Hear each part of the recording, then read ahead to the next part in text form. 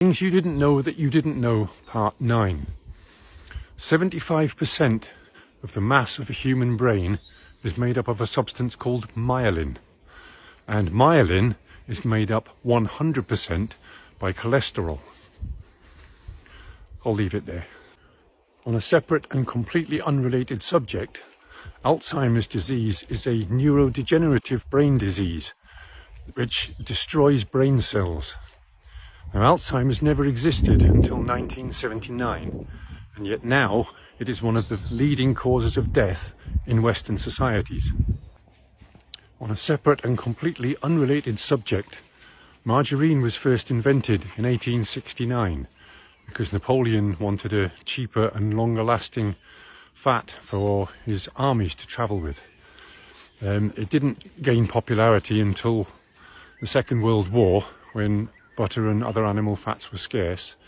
It grew in popularity in the 50s, but by the 70s the animal fats in it had been replaced with vegetable oils,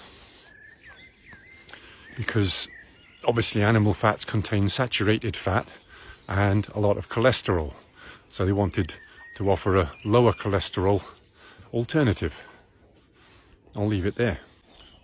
On a separate and completely unrelated subject, margarine is one molecule away from being plastic. Now, as any chemist will tell you, one molecule can make a huge difference to the finished compound. Take ethanol and methanol, for example. One molecule difference, but very, very, very different results when ingested into the human body, right? So I'll leave it there. On a separate and completely unrelated subject, a simple experiment to do at home is to take a slab of butter, a slab of vegetable margarine with no animal fats in, and a slab of plastic, and stick them all outside in your garden and have a look what happens. Very quickly, all the wildlife in the area is going to be attracted to that butter, from the flies and the beetles and the mini beasts, through the birds, the rodents, all the way up to the apex predators, foxes, badgers, bears. If there happens to be no other wildlife around, then bacteria and mold will very, very quickly consume it, because it's easily digestible for all organic life forms. The margarine and the plastic will sit there for weeks. Nothing in nature will touch them. Try it.